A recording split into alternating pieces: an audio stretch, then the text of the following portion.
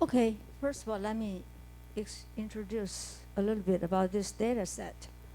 Okay, this is a quarterly data on personal consumption expenditures and personal disposal income for the USA from 1970 to 2008. So since it is quarterly data and it's 29 years times 4, so we have 156 observations. And usually this kind of variable is usually studied by macroeconomics. Macro. We know that economics have two divisions. One is called micro. The other one is called macro. Okay? Macro is all talking about the whole nations usually. Okay? So all this amount is pretty big. Okay? So all the data in billions of 2000 billions. Okay? Then let's see the original. I'm using Excel. Okay, look at all these observations. And we do take a log. What do we want to take a log of it?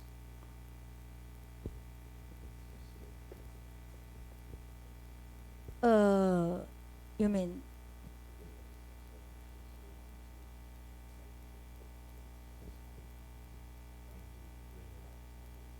well, it's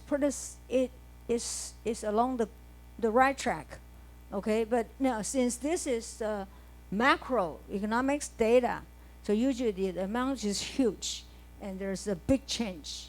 Therefore, for regression analysis purpose, we don't want all the original data, really fluctuate a little bit, okay? And take the log of it, natural log of it, is the common way to make the original observation smooth. Okay, therefore, we take log of either one of them, both of them. And the explanation of the coefficient using this regression is different from without taking the log. You all know that? Do you know, we learned it last semester. There's two forms of the functional form. One, if I put it y equal to beta 0, beta 1, x. Okay, or I take the log of y. Beta 0, beta 1, natural log yx. What's the definition of this coefficient? The explanation, the meaning of this coefficient. I need to ask these two students. Well, remember that? We learned in the chapter 7 last week, last semester, about the functional form.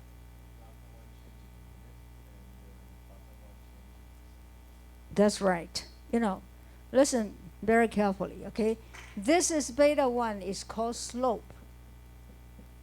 What do we mean by slope? I mean the measurement increase by x variables will lead the y variables increase or decrease by beta 1 measurement units. Okay? But if I put its natural log, and this beta 1 becomes elasticity. And this terms is important in economics. And we explain this one is 1% change in x variables leads to beta 1% change in y variables. This is called elasticity. So the definition is different. So it is important to put the natural log of both of x and y variables, make this regression, the application of this regression is more, important. Okay, usually in macroeconomics, we wanted to see the elasticity instead of just slope. Okay, this is why here, how do you think which is y variable, which is x variable?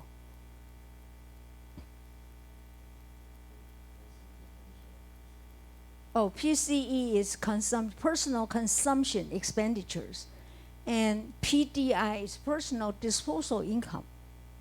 So which one is X, which one is Y?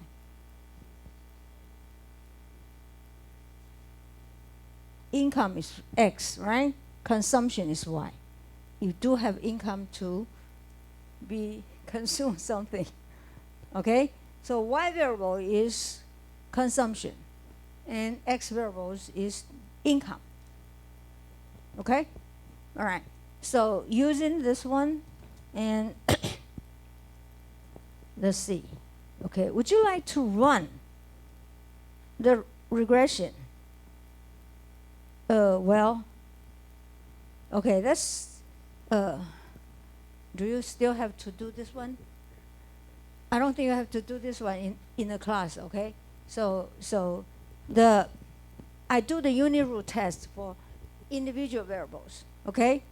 Okay, what does this result tell us? Non-stationary, right? Non-stationary, right? So this LMPCE is non-stationary, okay? Then LMPDI is also non-stationary, okay? So since if both of them are non-stationary, therefore, if I run the regression, it might be spurious regression.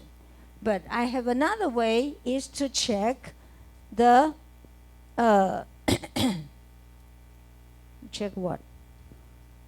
Okay, this one.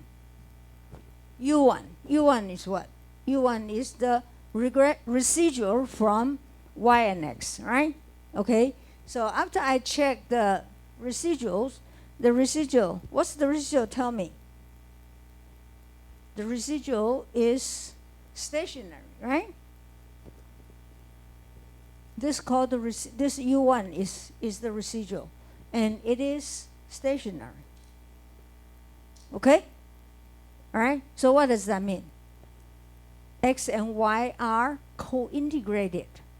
So the personal disposal income and personal consumption expenditures are co-integrated. Okay? All right. Then, in other words, I need to, using this information to introduce the model we wanted to learn, and also it is pretty popular in macroeconomics. It's called error correction model, and for short, it's ECM, error correction model. Okay, this topic is not in our textbook either. Okay. In the language of co-integration theory, okay, regression A1 is known as co-integrating, this one. Okay, co-integrating regression, and the slope parameters beta 1 and beta 2. Okay, look at this one. I have this T trend variables here. Okay, and beta 1, important. Okay, beta 1 is what we usually call, this is a long run impact of X and Y, X on Y. So this one, this is the long run. Beta 1 is the long run impact of X on Y. Okay, and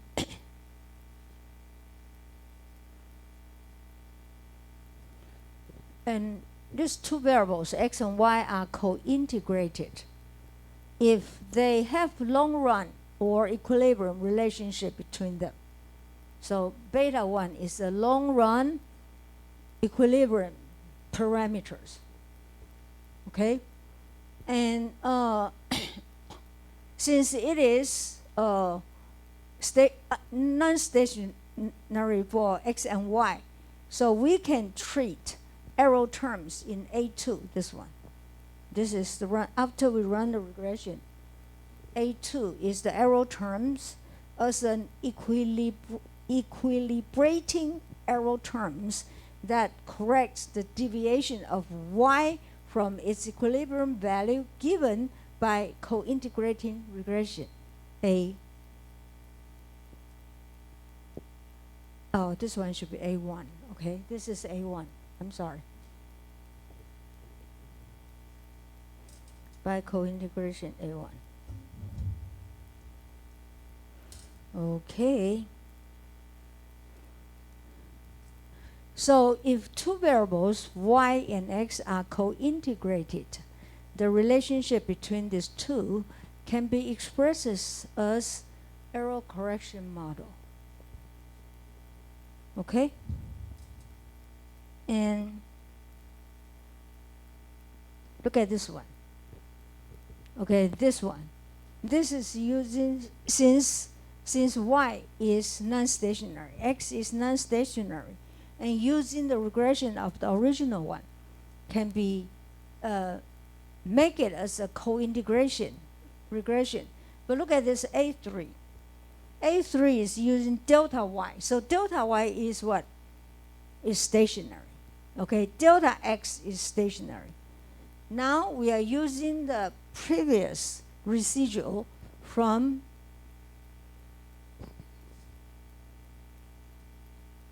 here, from A2. Okay, after they run the regression, I'm using the leg 1 residual from regression A2.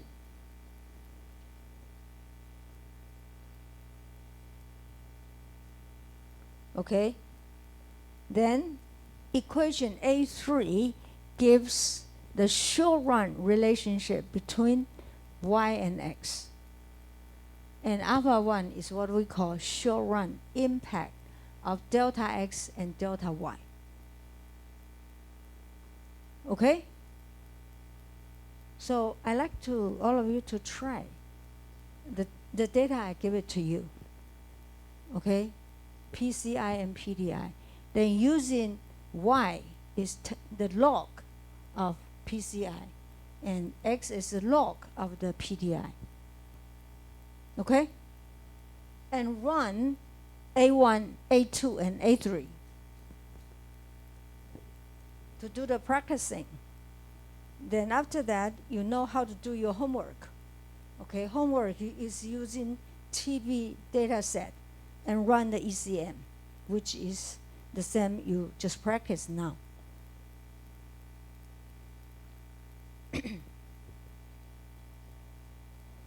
Yes.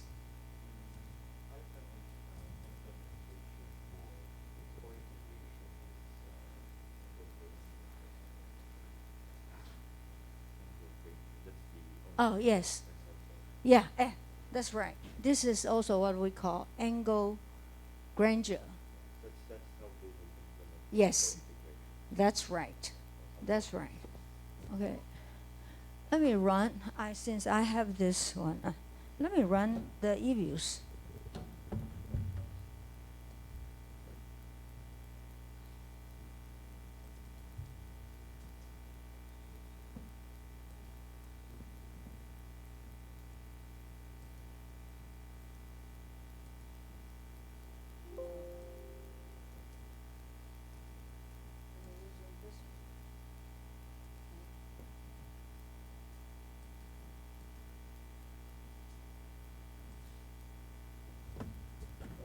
Okay.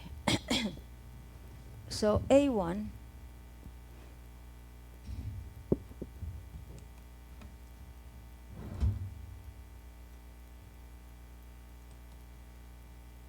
Remember, I use T, okay, times.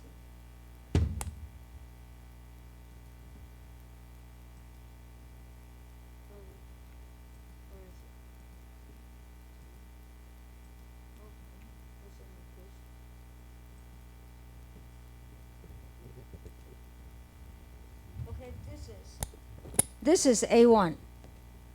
Let me name it.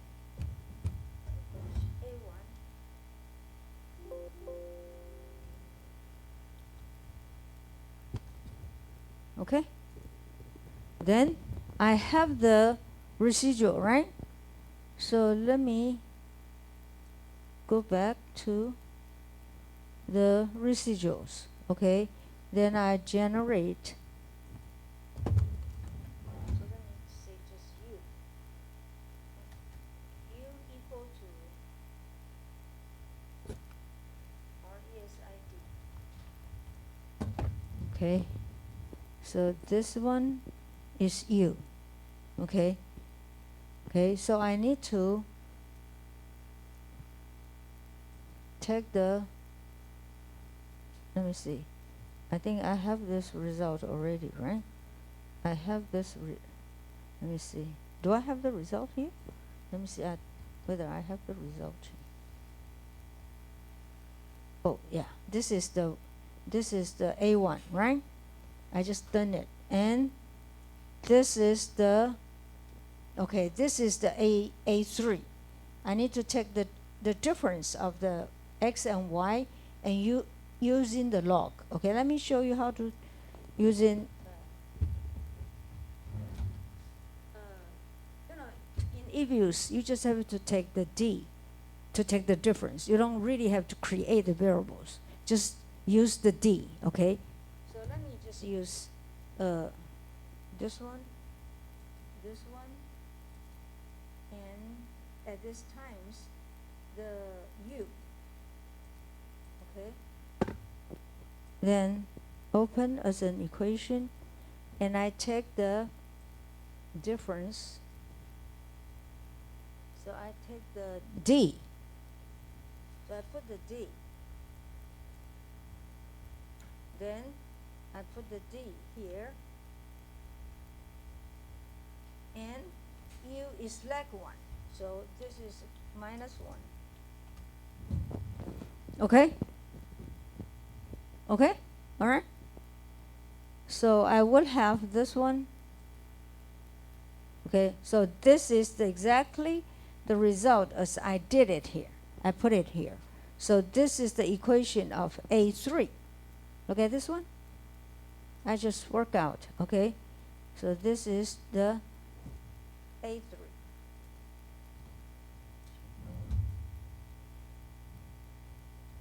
A3. Okay. Then, this is the table 1, table 2. Okay. So the important things now is to explain the definition of this parameters. So you have the result the same as I did here. Let me show my A1 and A2, okay? Where is my A? Let me put it here. So I have the equation A1 and A3. Okay, let me make it large. This is A1, okay? Then I put another one. And this one is, let me, this one. Okay, I have this. This is equation A1, and another is equation, where is it? This one is smaller. Oh, well, I haven't put these two together. This is equation 3. Put it bigger. And put this one. So equation 3. And where's my equation 1? I want to show equation 1 too. Freeze this first. Then? Okay. So freeze this one. Then I open this one. Okay. Then make it smaller. So I can put these two together. Okay, thank you. So you'll have these two. Now make sure you have these two results. Yes, yes. A1, I have the time variables on it. And the second one, just the difference of the y and difference of x plus the previous residuals. Okay? U1 is the residual. Okay? So make sure you have this output.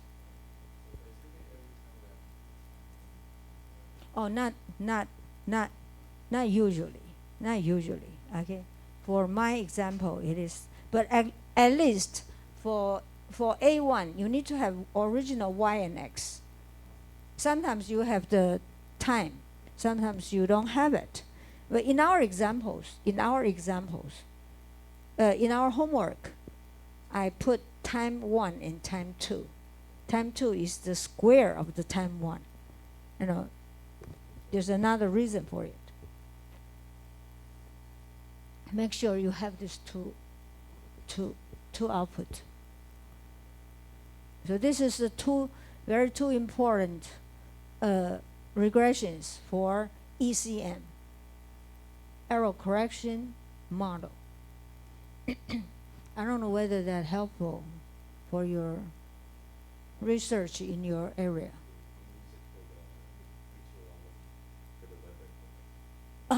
For the weather. Oh, really? Then weather is what we call the macroeconomic. Wow, that's wonderful. Something interesting.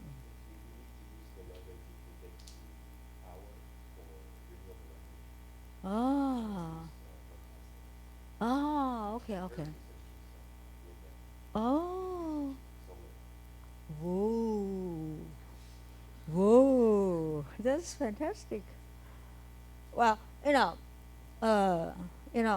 we will have assignment due next week, right? So after you do the presentations, and we will start it to the topic of arch and gauge for next week and also the following week. So next week is 18th, following week is 25th. Then the rest of the time is for forecasting. Okay? I think just only 2 weeks or something. Very small times, But I think this may be the best. As many as topic I covered this semester for both of school students. This business school and this is engineering school. You all have this output? Okay.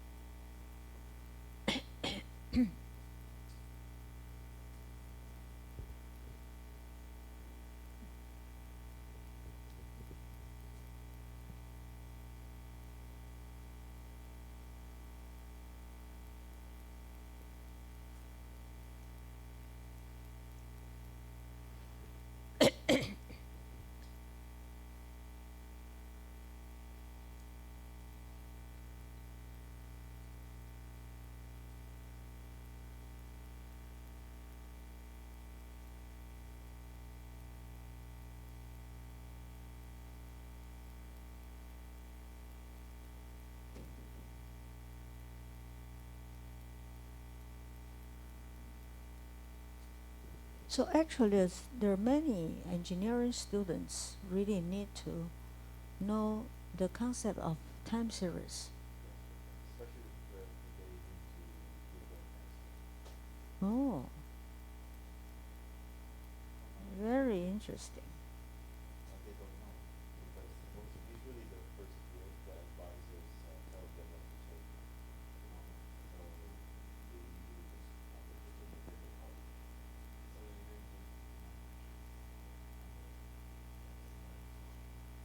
So how did you learn? No, how do you learn? How do they learn to do the research without time series background?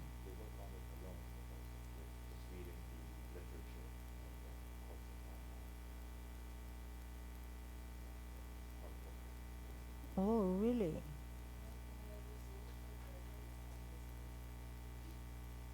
Huh?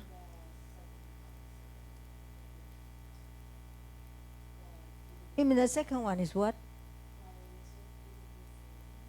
is different. How big difference? Did you use the same, the let me see the data. Is this by Python? It's Gradle. Okay. You're using Gradle. Well, you need to have a constant terms. You don't have constant term here. Yeah. Check. You need to include the constant terms. So Gradle is also useful. Okay. Yeah, I think so. No, I really don't have time to to show the Gradle, but fortunately you did it.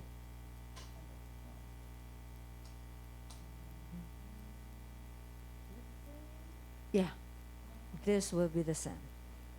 Okay. Yeah.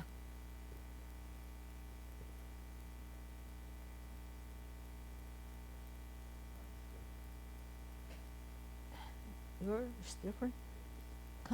Did you use constant terms?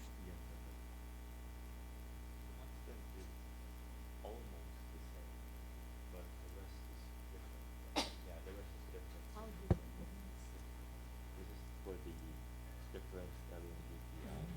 different? 0.29 something. Okay.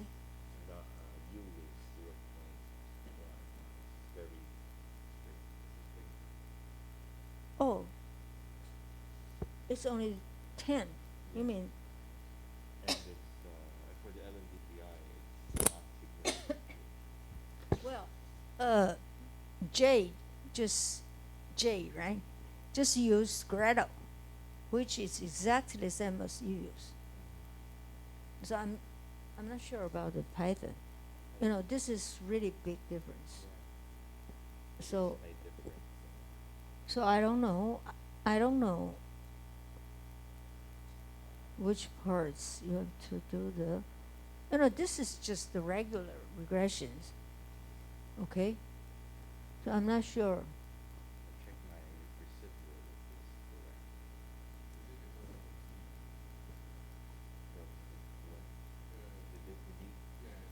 I'm checking whether my D is correct. That's another thing. Okay. Actually, the data itself is from the most hit. I mean the time. Okay. Let's look at the data. The order of the data. I think the order of the data important, right? Okay. Oh, it really didn't show. Usually this is the last one is the most recent. We have 120, 156, right? The last one is most recent. So that's from 1970 to 2008. So this is 2008. So we need to use for the second row, how to say that? The difference is using 3 minus 2. Difference is using 3 minus 2 instead of 2 minus 3.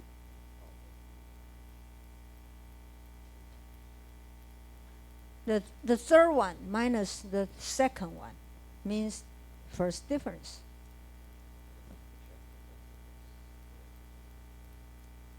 But if you use the different, maybe have different result, right? Yeah. So it is using the third one minus the second one. That's the first difference. Because the order of this time series data is from 1970 to 2008. Instead of 2008, back to 1970.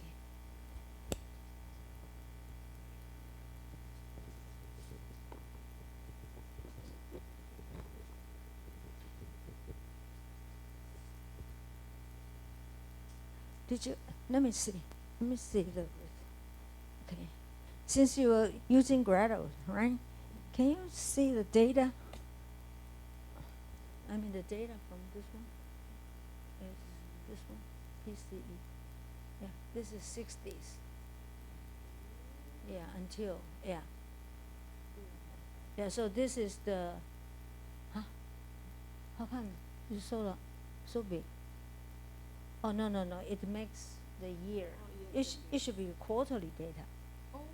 This is quarterly data started from 70. Okay, but I know that is from the recent one is at the bottom. I mean the order of the yeah.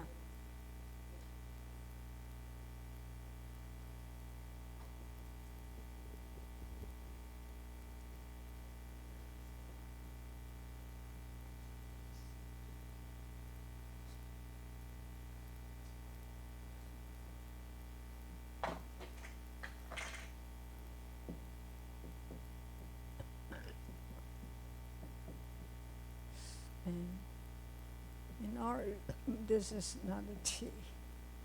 Okay, epsilon. This is A1. Excuse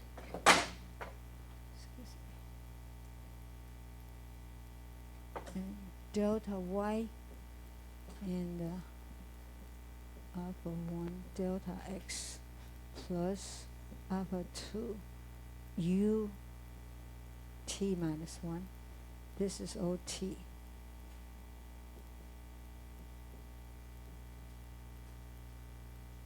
And this is A3. Yes. Huh? Yes. So I tried to go to the for example, at an EPI. So this would be this one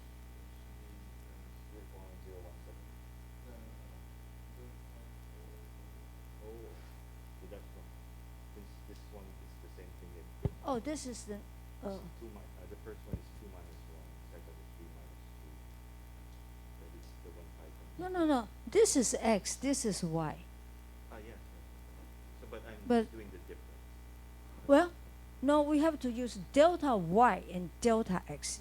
So delta Y is the difference by data Y itself, instead of the difference of X and Y. This is the difference between T LNDPI2 and LNDPI1. No. I mean, 2 minus. Okay. And this is, Mm. so that's the same thing that I was using. Yeah. Yes, but how come the result is different? So that's maybe that's different.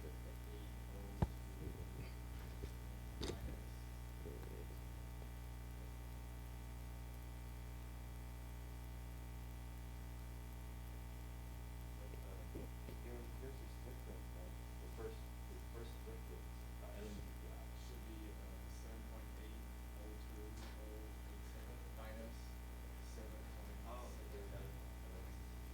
Yeah.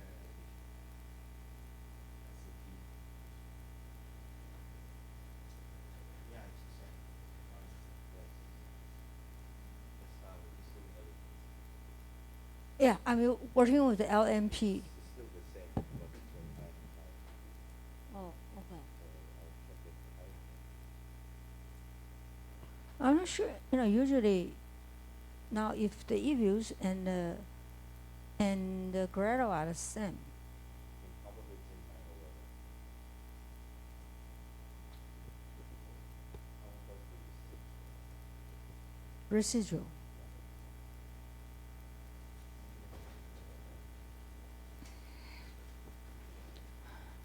Well, I like to point it out. Okay, then you can work on your assignments. Okay, look at this one.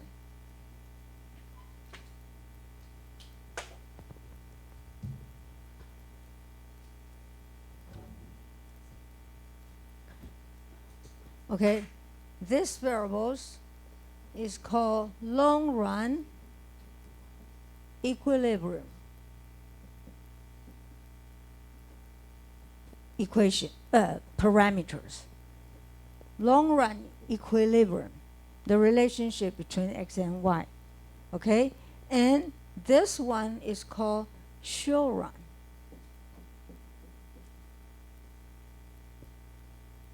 Equilibrium. Okay? And this one is called adjustments between short run and long run. So the definition of these parameters is important in economic theory, macroeconomic theory.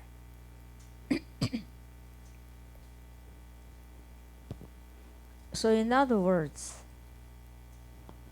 what do we have the long run relationship between x and y?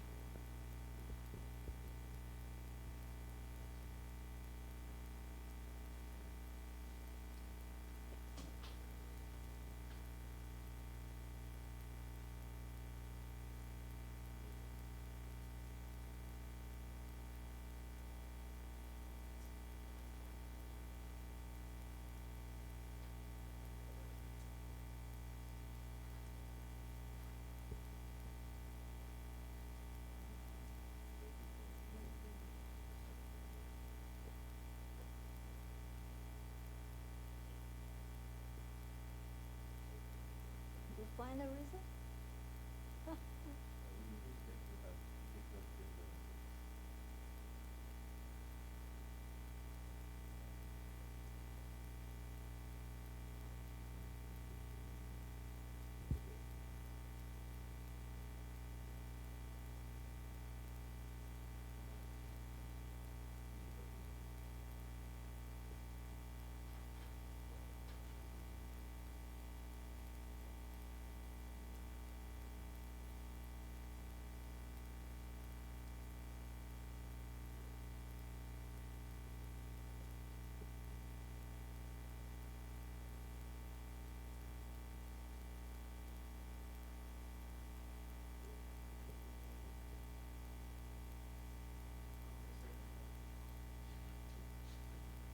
Find a problem?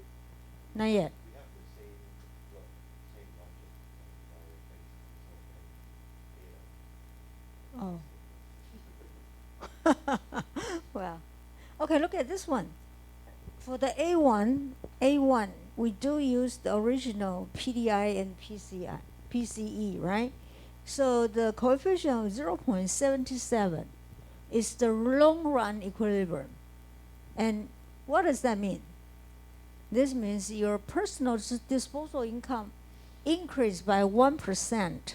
In the long run, your personal consumption expenditures will increase by 77%, which means, the consumption expenditures accounts for 3/4, over 3/4 of disposable income.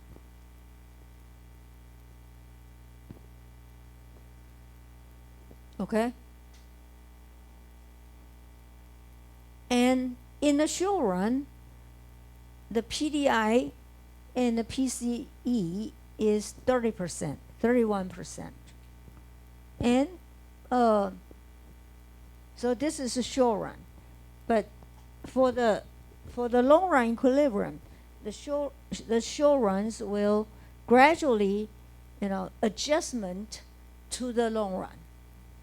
Okay? And the speed is at 6.5. So it's very slow, very, very slow.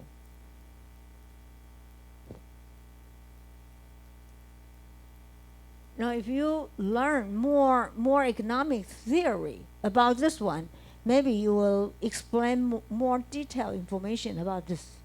I'm not quite really, I'm not quite familiar with the macroeconomic theories.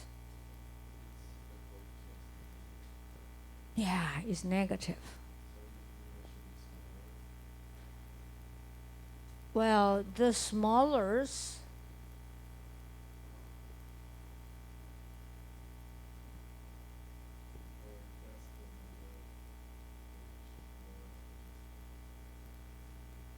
Well, actually, this is all significant, right? At least is 10% significant. Okay, so let me, you know, look at something which can be explained. Okay.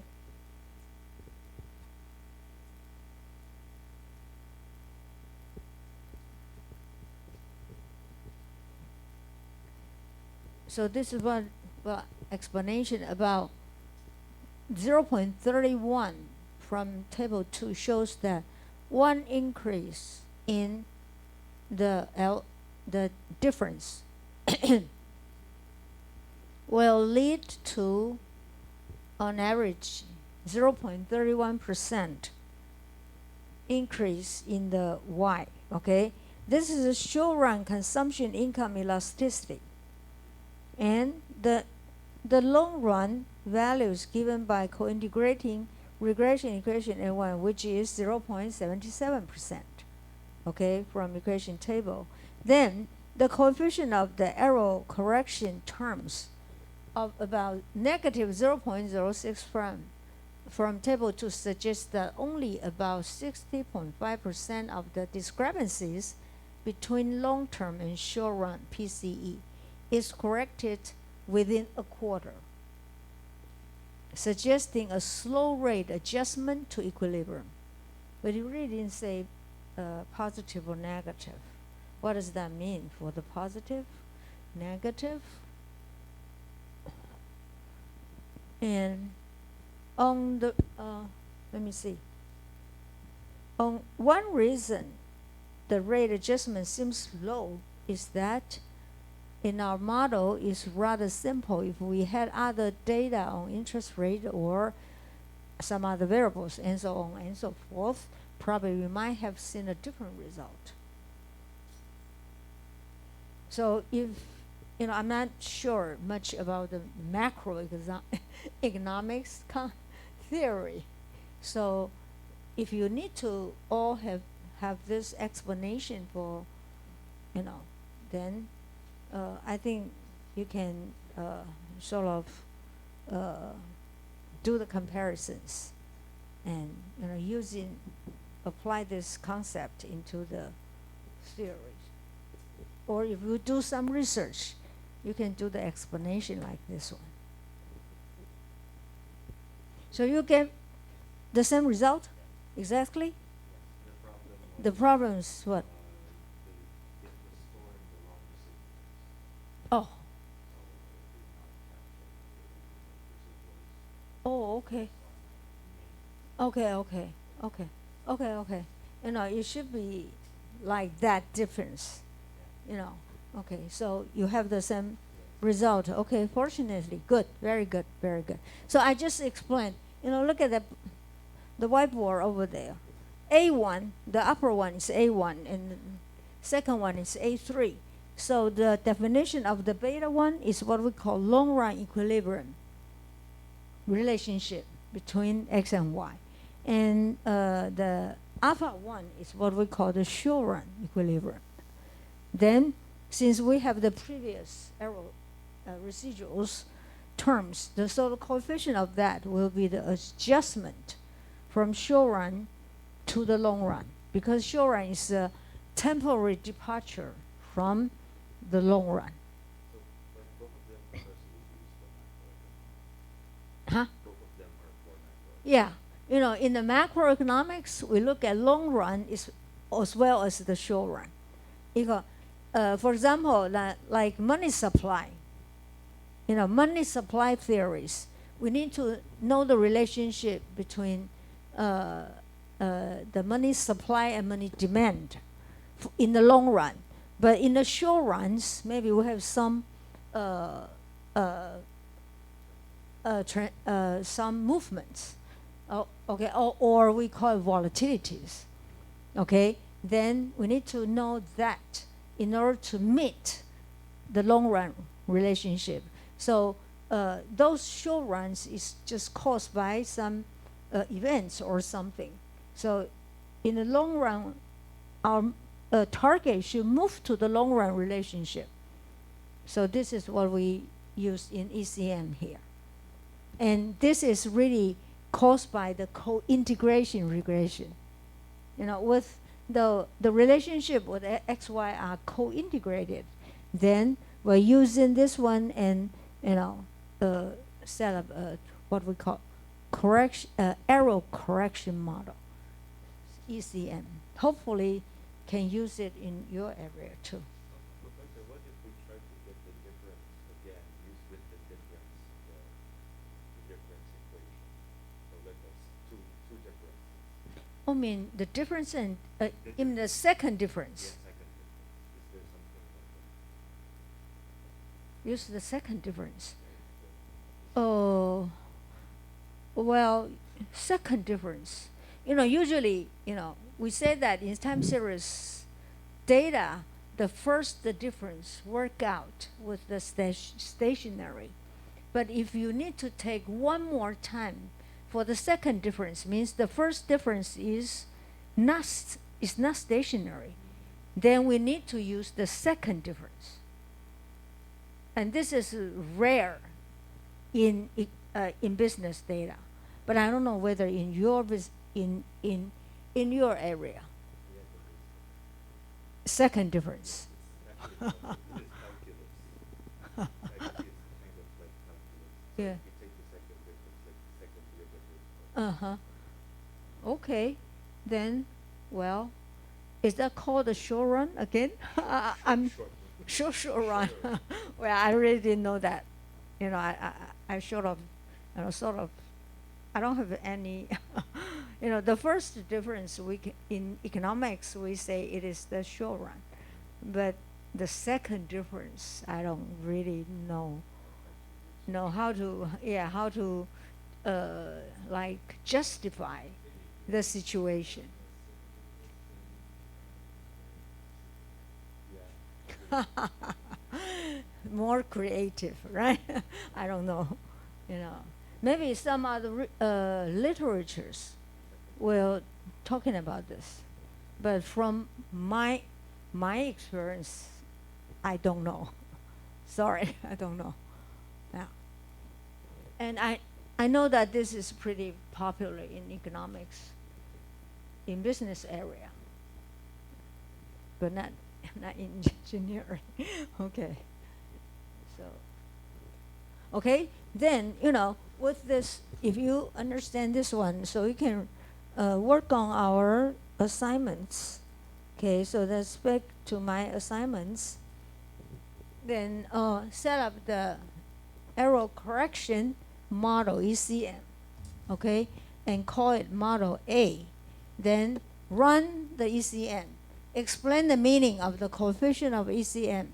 Explain the process from short run to the long run equilibrium relationship between this, okay? Then another one is what we learned. So gradual causality, right? Gradual causality. We learned the gradual causality. Remember that? So this is sort of combination of what we just learned for the past week. And the number 5 is gradual causality test for this. Conduct the gradual causality using ECM. Set up 2 equations. Each contains first leg of both variables and correction terms. Then see, let's check DC TB6 gradual causes TB3 or TB3 gradual causes TB6. Okay, is there bilateral relationship between these two? We have 4 situations. One is this one caused this one, the other one, this one caused this one caused this one, or both of them gradual causality, or either none of them, right? Okay, then that's it. So there's no questions about these assignments, right? Any questions about that? Well, I'll put this on the class group assignments. Line groups. Okay? All right. And I'll make it this afternoon. After I go home, then I'll do that. Hopefully is Okay. So that's for today. Okay? All right?